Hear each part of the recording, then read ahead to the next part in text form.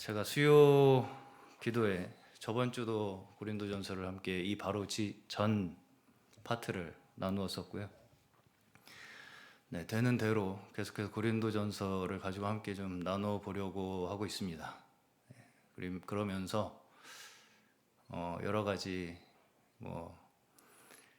사경의 말씀과 또 제가 함께 주일 말씀에서 나누었던 내용들을 함께 좀 포괄적으로 다루면서 말씀을 나눴으면 좋겠는데요. 오늘 말씀의 제목은 사람의 영과 하나님의 영이라는 제목으로 제가 함께 말씀을 묵상하겠습니다. 먼저 말씀을 시작하면서 요새 세상에서 세상이라고 말하기보다는 인터넷상에서 한 가지 굉장히 논란이 됐던 사건이 하나가 있어요. 무슨 사건이었냐면 어떤 한 온라인 커뮤니티에서 이제 그 회원들이 있어요.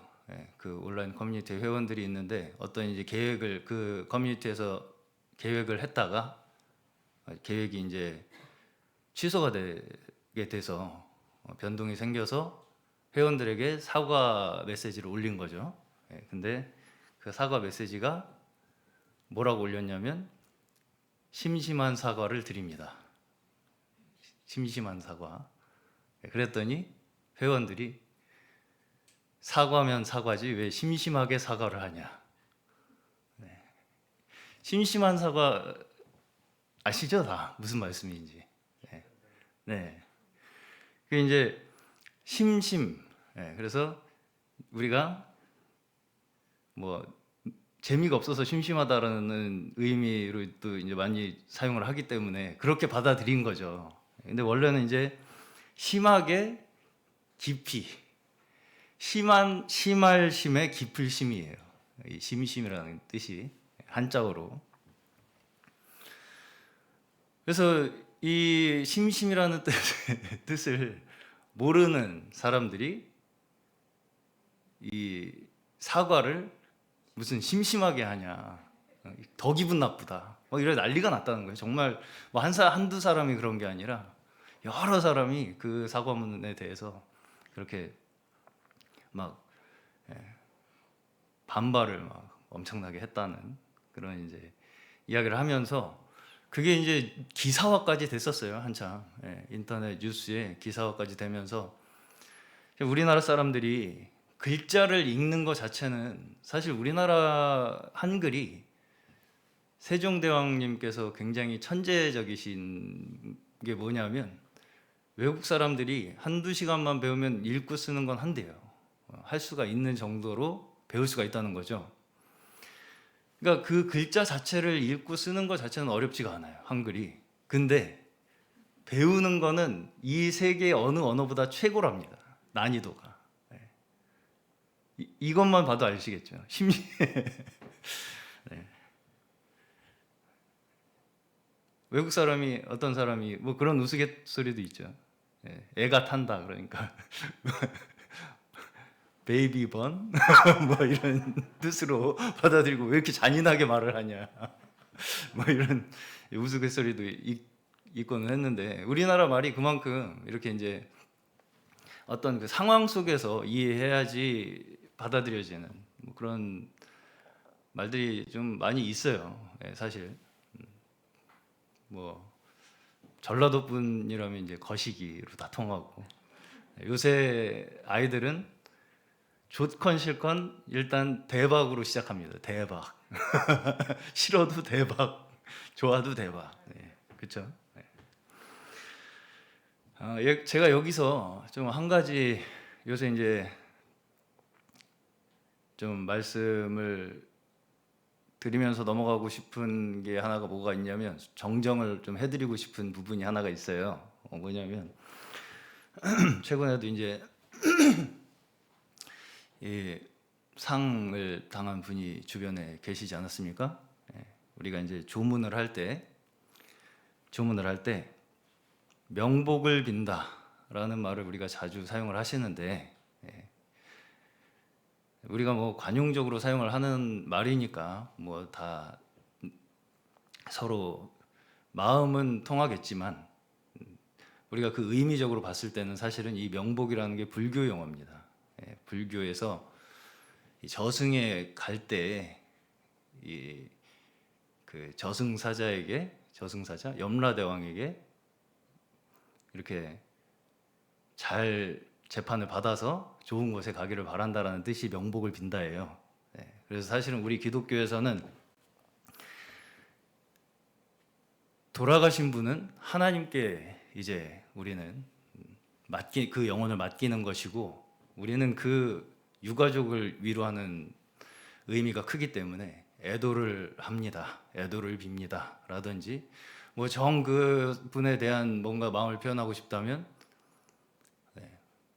천국에 가셨길 바랍니다. 라든지 뭐 이런 표현 정도가 우리 기독교에는 적당할 것이라고 생각이 됩니다. 그래서 앞으로 우리 성도님께서는 명복을 빈다라는 표현보다는 애도를 빕니다.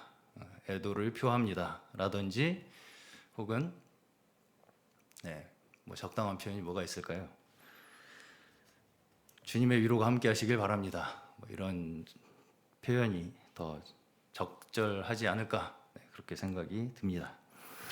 그래서 이게 이제 그 심심하다라는 이 논란 때문에 기사화가 됐는데 우리나라 사람들조차도 그렇다는 거예요.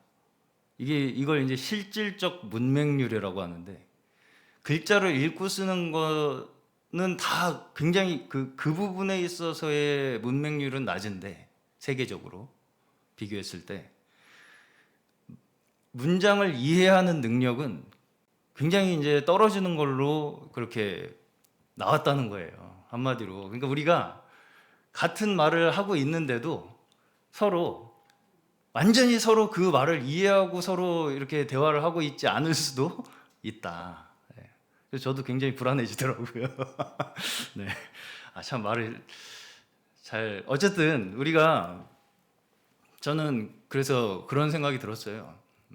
우리 어쨌든 하나님의 백성들, 우리 교회에 속한 우리 성도님들께서는 사실 이런 부분에 굉장히 큰 혜택을 입고 있다. 저는 그렇게 생각합니다. 왜냐하면 매주 어쨌든 저희는 말씀을 서로 주고받고 그 의미를 깊이 상고하고 깨닫기를 바라는 그런 마음으로 서로 교제를 하고 있지 않습니까? 그런 어떤 훈련 자체가 사실 우리의 하나의 생각의 폭을 고정시키지 않고 넓혀주는 그 활동이다. 이것만으로도 사실은 저는 하나님께서 저희에게 이 자체도 하나의 우리에게 베풀어 주신 축복이라고 생각을 합니다. 그래서 그런 부분에서도 우리 성도님들께서 감사하게, 또 나 자신의 어떤 한계, 이러한 것들을 더 진일보하는 어떤 그러한 하나의 일들로서 그렇게 즐겁게 함께 참여하실 수 있기를 바랍니다. 그래서 근데 이제 이 조사를 해보니까 뭐 당연한 얘기겠지만 학력에 따라서, 또 연령에 따라서, 또 이제 심지어 거주하는 지역, 그러니까 말하자면 좀 이렇게 농촌이나 어촌이나 이렇게 뭔가 학습, 교육의 혜택을 크게 이제 받지 못하는 어떤 그런 지역에 계신 분들과 이 차이가 많이 나는 것으로 나왔대요. 그러니까 실질적 문맹률에 있어서. 그러니까 그런 분들하고 이렇게 좀 이렇게 격차가 나는 사람들하고 대화를 할 때 원활하게 소통이 안 될 좀 가능성이 크다라는 거죠. 근데 그 격차가 우리나라가 굉장히 좀 크게 나왔다라는 거예요. 그러니까 그만큼 어떻게 보면 이해하기가 좀 쉽지 않은 말이라는 뜻도 되겠죠. 어떤 면에서는. 특히 이제 중장년층에서 좀 낮게 나왔대요. 아무래도 이 고등 교육을 받는 혜택을 좀 덜 받았던 그 세대 분들과 그런 하나의 이제 차이가 나타난다라는 조사 결과가 나왔다고 합니다. 그래서 이 읽고 쓰는 것과 이해하는 것은 또 다른 문제라는 거죠. 그래서 이제 이거를 좀 더 깊이 생각을 해보면 우리가 언어를 사용하잖아요. 우리 한국말을 사용하잖아요. 자, 여러분께서는 생각을 무슨 언어로 생각하십니까?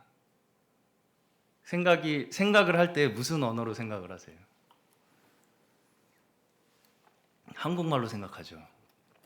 우리는 생각을, 그러니까 이 언어학자들이 이 생각이라는 것과 우리의 의식이라는 것과 언어의 상관관계를 많이 연구를 하는데,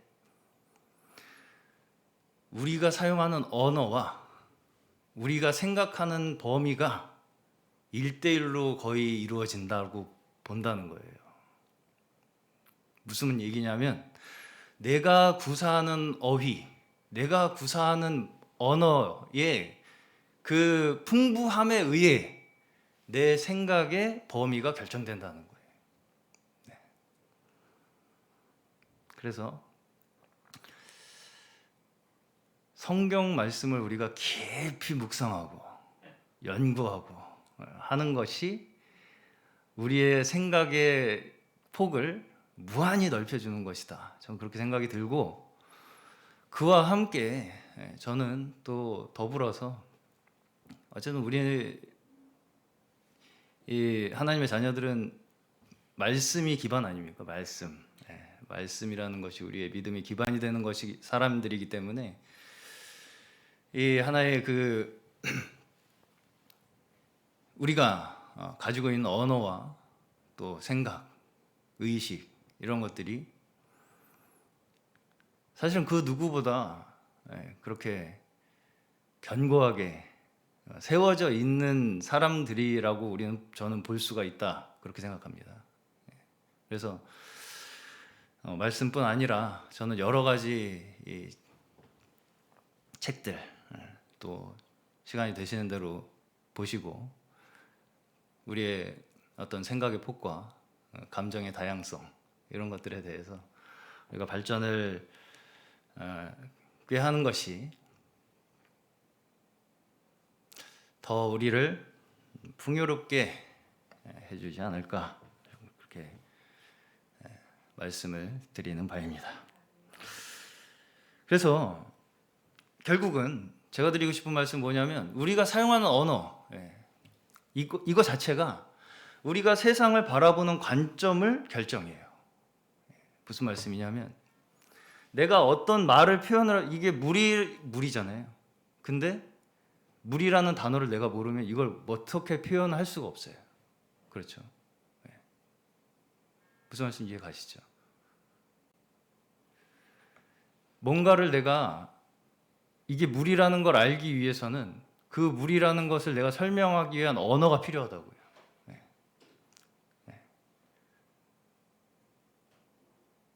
예수님께서는 뭐가 육신이 되셔 오셨어요?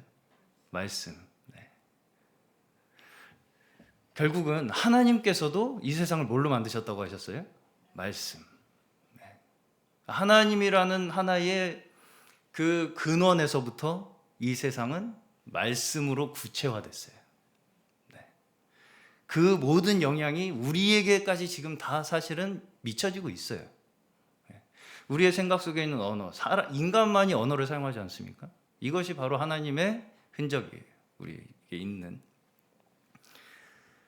이 언어로 말미암아서 우리는 우리의 생각이 구체화되고 우리가 세상을 어떻게 바라보는지를 우리가 결정짓게 되는 거예요. 이 세상이 어떻게 돌아가는지를 우리가 생각하는 것으로 결정하잖아요. 우리가 어떻게 생각하는 것으로 결정하는데, 그냥 되는 대로 사는 것이 아니라 우리는 그것을 어떤 관점으로 바라본다는 것이죠.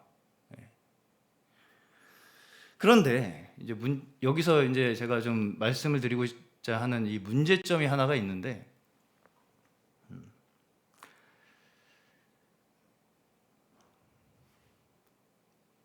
제가 이제 주일날 사경회 때도 그런 말씀을 좀 드렸었습니다. 세대주의에 대해서 이제 말씀을 좀 드리면서 이 세대주의와 항상 같이 따라오는 것이 문자주의라는 이 사상이에요. 근데 문자주의가 뭐냐면 그때도 제가 말씀드렸는데 성경 말씀을 있는 그 단어 그대로 받아들여야 한다라는 주의예요, 한마디로. 그래서 그냥 나 혼자 성경 말씀 단어를 그냥 뚫어지게 그 단어 하나를 계속 쳐다보면 그 의미가 나한테 뭔가 생길 것이다 라고 믿는 어떤 그런 하나의 이 생각이에요. 그래서 그날도 제가 말씀을 드렸지만 여기서 이제 조금씩 사람들이 근데 이제 이거를 어디서 이제 많이 좀 이 부작용이 발생을 했냐면 결국은 중세시대에는 어땠냐면 일반 이 평신도들한테는 성경을 읽지 못하도록 했어요. 그리고 이 성직자들만 성경을 읽고 성직자들이 해석한 성경에 따라서 평신도들이 그대로 그냥 따라오게끔 했죠. 거기에 이제 반기를 들고 개혁을 해서 나온 것이 종교 개혁이 된 것이고요. 근데 이제 이 성직자들이 자기들 나름대로 이 성경을 문자대로 해석을 하면서 엄청난 말하자면 부작용들이 그 안에 발생을 했던 거예요. 카톨릭에서.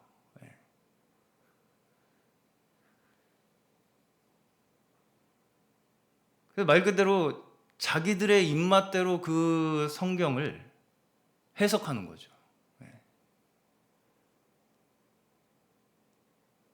자기들 편의대로.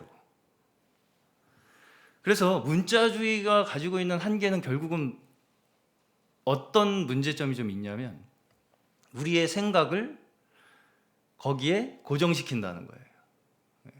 그래서 글자를 읽는 것과 그 뜻을 이해하는 것은 제가 다르다라고 방금 전에 말씀을 드렸는데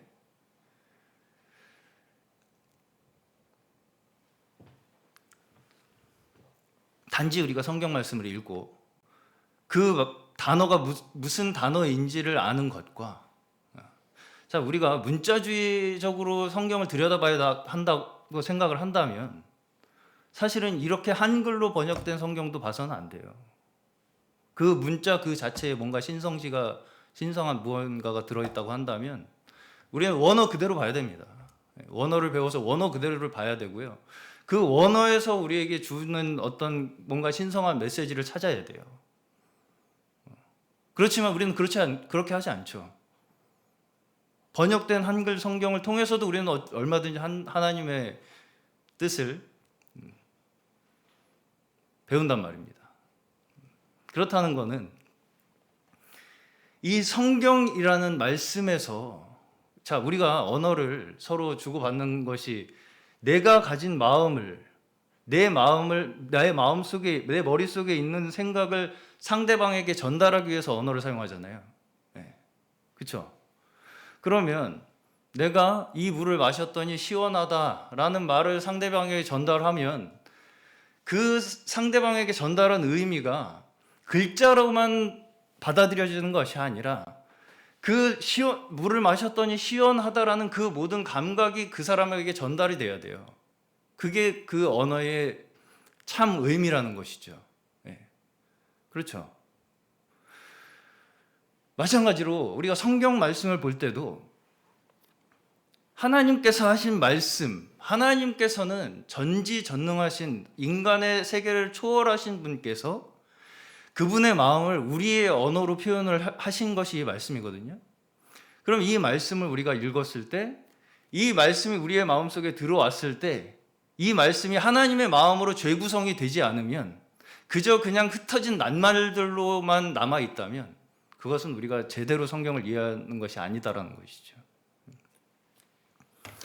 그래서 이게 그저 이렇게 기계적으로 문자로만 성경을 들여다보게 되면 입체적인 관점에서 이 상황을 바라볼 수가 없게 되는 거예요. 그래서 결과적으로 단편적으로 세상을 바라보게 되죠. 그리고 이 단편적으로 세상을 바라본다는 것은 결국은 무슨 얘기냐면, 결국은 단편적이라는 건 한쪽에서만 바라보는 거잖아요. 여러 방면으로 바라보는 것이 아니라, 그러면 그 단편적인 것이 어떤 관점에서 바라보겠습니까? 내 관점에서 바라보죠. 결국은 자기중심적인 관점에서만 바라보게 만드는 거예요. 문자주의라는 것의 한계는 자기중심적으로 성경을 바라보게 만든다는 것이죠. 자, 그래서 우리가 문자주의의 가장 성경에서 나오는 대표적인 계층이 누구냐면 바리새인들이에요. 그래서 예수님한테도 엄청나게 이 사람들이 시험을 하면서 질문을 하지 않았습니까? 아내를 버려도 되냐? 아내를 버려도 되냐? 이혼해도 되냐? 뭐 이런 질문도 하고, 세를 누구에게 바쳐야 되냐? 가이사에게 바치는 것이 옳으냐? 또 제자들이 안식일을 범하니까 안식일에 당신 제자들 이렇게 이삭을 먹는 것이 옳으냐? 예수님이 병을 고치니까 안식일에 병을 고치는 것이 옳으냐? 이게 대표적인 문자주의적 관점이죠. 자기들이 그냥 그 성경에 있는 말씀을 기계적으로 받아들여서 그냥 단편적으로 대입하는 거예요. 무슨 말씀인지 이해 가시죠? 네. 예수님께서는 그 모든 질문에 대해서 근본적인 답변을 다 주셔요. 안식일은 내가 안식일의 주인이기 때문에 나와 함께 있을 때는 안식일이 의미가 없다. 또 이혼을 하는 것에 대해서도 근본적으로 사람이 서로 하나 되고 사랑하라는 것이 하나님의 뜻이지, 이걸 해라 마라 하는 것이 하나님의 뜻이 아니다. 그 마음을 모르는 거예요. 그 행간에 있는 하나님의 마음이 무엇인지는 모르고 그 문자 자체에 매달려서 서로를 그 문자로 재단하는 것이죠. 그래서 계시록에 보시면 이제 7교회가 나오지 않습니까? 이 7교회를 제가 이제 뭐 주일날도 이 말씀 드렸었지만 시대적으로 구분을 해요. 시대적으로. 그래서 뭐는 가톨릭이고 뭐는 개신교고, 그래서 이건 우리다 라는 식으로 단순 대입을 한다는 것이죠. 단순 대입. 그러니까 이제 대략 보면 뭐 어떤 특징이 개신교와 비슷하고 어떤 특징은 가톨릭과 비슷하기 때문에, 그렇게 해서 시대별로 이렇게 짜맞춰 가는 거기 때문에, 그렇기 때문에 우리는 빌라델비아다 라는 식의 단편적인 해석을 한다는 것이죠. 이것이 바로 문자주의적 관점의 한 단면이에요. 그게 결국은 나를 위한 해석이잖아요. 나라는 사람 그 자신을 위한 해석이 된다고. 우리 단체를 위한 해석이 되고. 이것이 이제 굉장히 편협하게 우리를 잘못하면, 그리고 거기에 갇히게 만들죠. 더 이상 그 말씀을 내가 다른 어떤 계시로, 나의 빛으로 받아들일 수 있는 가능성을 닫아버립니다. 그러면 빌라델비아 외에 개신교, 카톨릭에 대한 그 하나님께서 주신 말씀 그들에게만 적용이 되고 나에게는 적용이 안 된다 라면 그 말씀은 더 이상 나에겐 빛이 아니네요. 우리가 성경을 바라보는 우리의 관점은 남의 시선으로 성경을 바라보는 것이 아니라는 거예요. 그래서 오늘 고린도전서에서 이 본문 말씀에서 영에 대해서 이야기하고 있지 않습니까? 하나님께서는 영이라고 말씀을 하시죠. 그런데 하나님만 영이신 것이 아니라 사람도 영이라는 거예요. 사람에게도 영이 있다는 거죠. 그래서 사람에게도 뭔가 공통된 여기서 이제 영이라는 걸 뭐라고 이제 얘기를 하냐면, 일반적으로 번역을 하면 정신, 뜻, 의지 이런 의미로 번역이 됩니다. 스피릿이라고 하잖아요. 그래서 이 하나의 어떤 방향성을 얘기하는 거예요. 방향성. 그래서 사람이 가지고 있는 공통된 방향성이 있다는 거예요. 한마디로 사람에게도 영이 있는데 그런 하나의 그 사람들이 가지고 있는 공통된 방향성이 있다는 것이죠. 사람에게 가지고 있는. 그래서 그 하나의 공통된 방향성 안에서 움직인다는 거예요. 사람이. 그래서 이제 사람의 영은 사람의 사정을 알고 하나님의 영은 하나님의 사정을 안다, 이렇게 말씀을 하고 있습니다. 여기서 이 둘 다 이 영이라고 사용된 단어가 헬라어로는 푸뉴마라는 단어로 같은 단어로 사용이 되고 있어요. 그래서 말하자면 둘 다 본질은 같은 본질이다라는 이야기죠. 그래서 결국은 한마디로 이 사람이 가지고 있는 공통된 영이 있다는 거예요.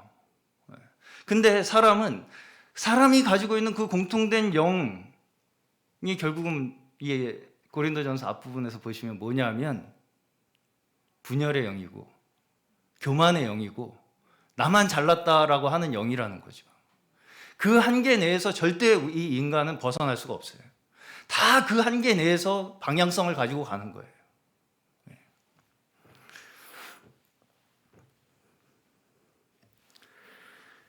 그런데 이제 인간이 자기가 우리가 다 공통적으로 가지고 있는 그 하나의 영, 인간의 영의 방향성, 그 안에 우리가 그냥 매몰되어 이렇게 갇혀 있기 때문에 스스로 내가 어떤 영을 가졌는지 사실은 잘 모릅니다.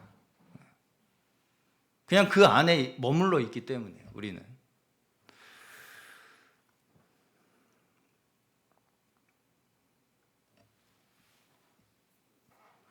그래서 결국은 이 세상에 우리 사람들, 인간의 영을 주관하는 하나의 큰 세력이 이 말씀에서 뭐라고 하냐면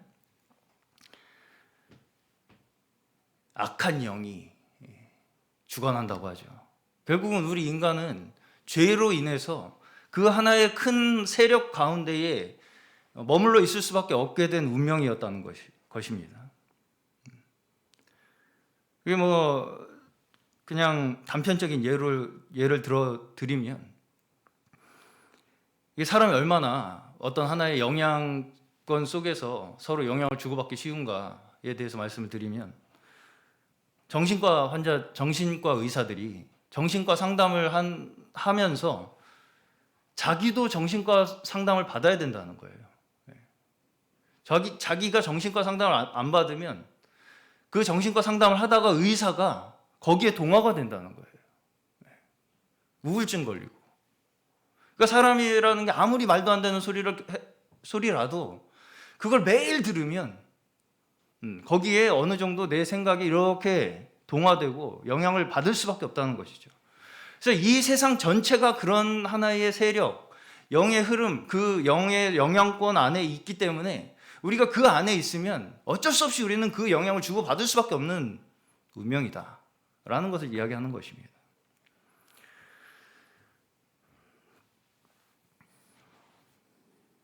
그렇지만 여기서 보시면 우리가 세상의 영을 받지 아니하고 오직 하나님께로 온 영을 받았으니, 우리는 여기서 말씀하시기를 하나님께로 온 영을 받은 자들이라는 것이죠.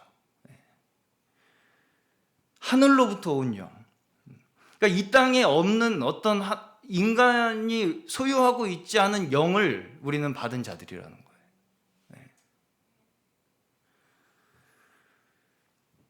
이것이 우리가 이 땅에 존재하고 있지만 하늘의 그 영을 우리가 받을 수 있는 그 영을 우리가 소유한 자들이라는 거예요. 인간에게는 그 영을 소유할 수 있는 하나님께서 가지고 계신 그 영과 같은 속성의 요소를 우리도 갖고 있다는 거예요. 같은 속성이라는 것이죠. 그래서 우리가 하나님의 영을 받아들이기만 하면 우리도 그 하나님의 영의 영향권 안에 들어올 수 있는 것이다. 옮겨갈 수 있는 것이다. 라는 것입니다.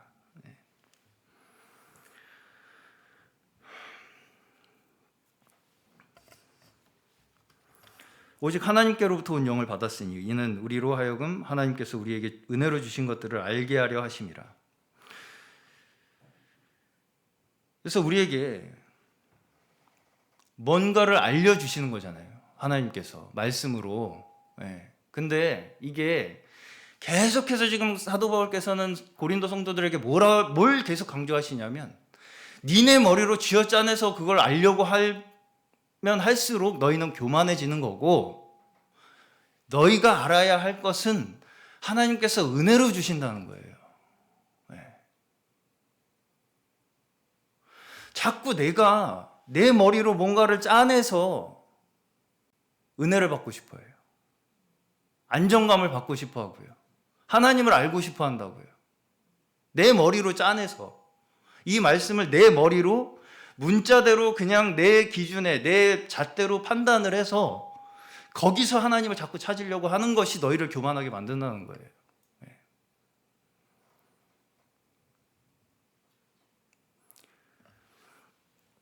그냥 은혜로 너희들에게 주신 그 말씀을 받으라는 겁니다.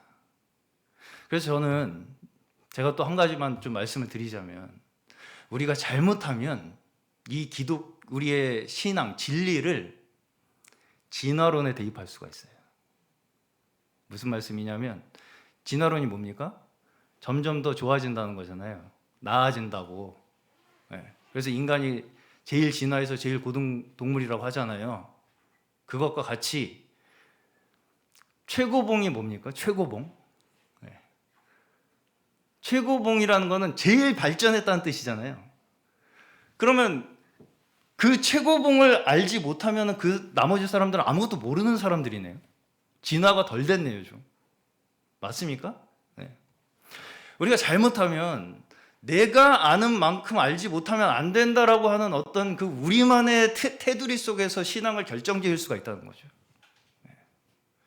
그걸 기준으로, 그걸 그렇게 생각하기 시작하잖아요. 그럼 내가 최고가 돼요. 내 기준이 돼요, 신앙이. 그럼 우리밖에 없습니다, 진짜. 이걸 아는 우리만이 최고봉이에요. 신앙이 그렇습니까? 지금 70억 인구에 역사적으로 봤을 때 몇백억의 인구 속에 있었던 그 모든 크리스찬들이 우리가 아는 이것을 모른다고 해서 최고봉을 모른다고 해서 다 쓸데없는 신앙을 가졌던 모르는 신앙을 가졌던 사람들이 되어버린다는 말씀이 되겠습니까? 굉장히 사람을 우리는 잘못하면 편협하게 만들 수 있다. 우리가 가진 신앙 잘못된 생각으로 재단을 하게 되면 편협하게 만들 수 있다. 하나님의 말씀은 우리 자신을 빛비추는 거예요. 나를 빛비추는 겁니다. 우리가 걸어온 그 노정을 빛비추는 거예요. 우리가 걸어왔던 그 어두움을 진리로 빛비춰 주시는 거예요. 내가 그런 길을 걸어왔기 때문에 나에게 그 말씀이 필요한 거예요. 무슨 말씀인지 이해가 가시죠? 그래서 우리가 누군가가 그런 과정을 또 밟게 되는 것을 우려해서 그 말씀을 우리가 겪었던 그 말씀, 우리가 빛비춤 받았던 그 말씀을 증거하는 것일 뿐이지 이것을 모르면 너희들은 모르는 사람한테 굳이 알려줄 필요는 없다는 거죠. 그 사람 어떤 사람이든 자기가 겪는 그 상황에서 하나님께 받는 은혜, 그 말씀으로 빛비춤 받아서 자신의 신앙의 길을 가는 거예요. 우리는 우리가 가는 길을 갈 뿐이고, 다 우리가 각자의 삶 속에서 충성된 믿음의 길을 갈 뿐인 것입니다.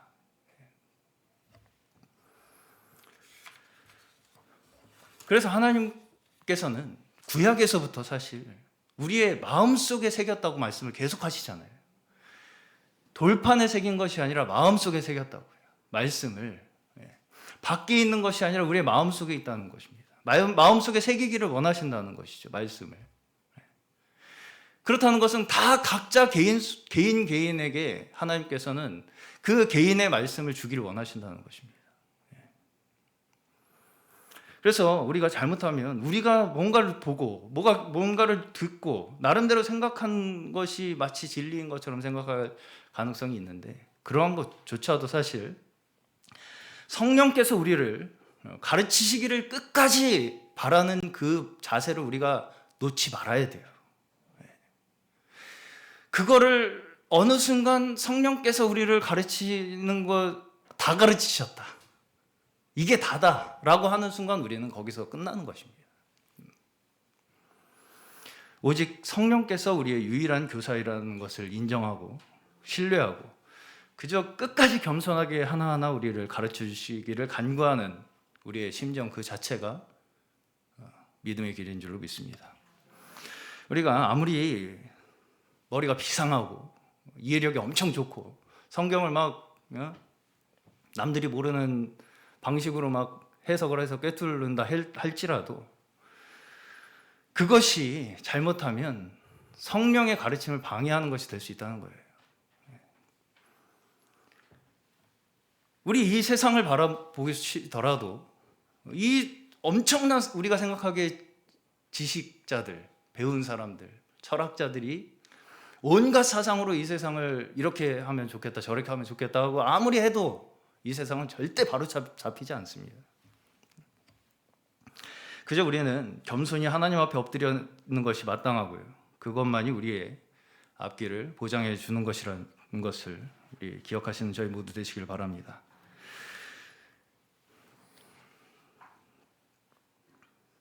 사도 바울은 이렇게 고백합니다. 나는 다른 것은 모르고 알고 싶지도 않다. 나는 오직 예수와 그의 십자가에 못 박히심만을 알고 또 인간이 가지고 있는 지식과 총명이 얼마나 무용한 것인지를 나는 알고 있다. 그러므로 고린도 교회에서 내가 사역하는 것도 나의 지혜를 사용하기를 원치 않고 오직 성령의 능력과 성령의 나타남만이 사람들을 온전하게 이끌 수 있다는 것을 믿는다 라고 고백하는 것입니다. 자신의 지혜를 성령으로부터 온 것이라고 고백하죠. 사람의 지혜로 가르치는 말로 가르치지 않았다고 하고 있습니다. 이것이 바로 오늘날의 우리 그리스도인들이 명심해야 할 고백이라고 믿습니다.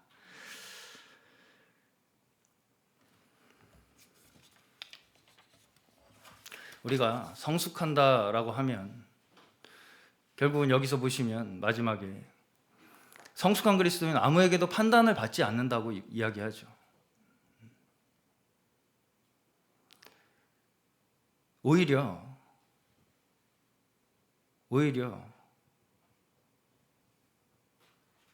모르는 사람이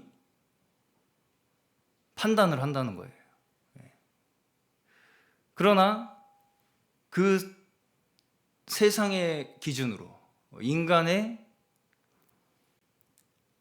영으로 판단을 하는 그 판단이 의미가 있습니까? 아무 의미가 없다는 거예요. 아무 의미가 없어요. 사람들이 아무리 우리 이 하나님에 속한 사람들을 판단을 할지라도 사실은 이 세상의 시각으로 바라보는 어떤 판단도 사실은 의미가 없다는 것입니다.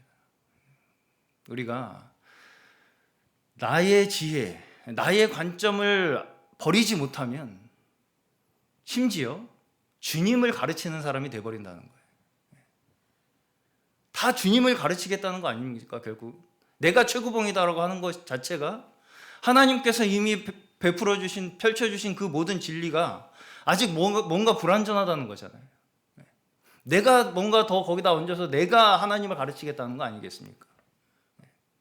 나의 지혜를 사용한다는 것은 결국은 하나님까지도 내가 가르치겠다, 내 지혜를 사용해서 하나님을 가르치겠다라고 하는 자세가 되어버린다는 것이죠. 그러나 바울은 누가 주의 마음을 알아서 주를 가르치겠느냐라고 합니다. 이 사람의 영에 속한 사람들의 이 한계 속에서는 결코 주의 마음을 깨달을 수가 없다는 것이죠. 하나님의 마음은 너무나 깊고 비밀하고 측량할 수 없기 때문입니다. 이 모든 것이 우리의 하나님을 바라는 우리의 믿음의 영적인 우리 심령 속에서 이루어져야 하는 일이지, 우리가 마음에 어떠한 지혜나 의욕이나 욕심으로 이루어질 수 있는 것이 결코 아니라는 것이죠.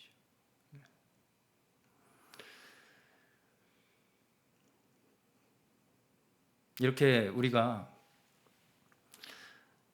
흔들리지 않는 믿음, 누구에게도 판단받지 않는 그러한 하나님의 영을 받을 수 있는 그러한 가능성은 우리 모두가 가지고 있습니다. 그러면 마지막으로 우리가 그리스도의 마음을 가졌다라고 사도 바울은 말씀하고 있습니다. 우리가 가져야 할 마음이 무엇이냐면, 결국은 우리가 가져야 할 관점이 무엇이냐면, 이 성경을 바라볼 때 결국은 무엇입니까? 우리가 가져야 어떤 관점으로 바라보라는 거예요. 계속 하나님께서는, 주님께서는 성경을 어떤 관점으로 바라보라는 것입니까? 예수 그리스도의 마음으로 바라보라는 거예요.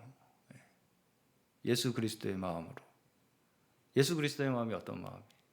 성육신 되셔서 우리에게 육신을 입고 오셔서 십자가에 우리를 위해서, 그 죄를 위해서 돌아가시고 부활하신, 그리고 우리와 지금 함께 하신 그 모든 사랑의 구원의 마음, 그 마음으로 바라보라는 것입니다. 말씀을. 그게 아니면 우리는 결코 하나님과 정상적인 소통을 할 수가 없어요. 그것이 하나님의 언어입니다. 하나님의 어휘력이에요, 이게. 하나님의 세계에서의. 그분의 생각이 나의 생각이 되고 그분의 뜻이 나의 뜻이 되는 것이 바로 성령을 따라서 우리가 한 걸음 한 걸음 배워나가며 분별하며 살아나가는 그런 우리의 삶인 줄로 믿습니다. 우리 모두가 이 시간 한순간 한순간을 주의 영의 인도하심을 의지하고 주와 온전히 합한 저희 모두 되시기를 주님의 이름으로 축원합니다.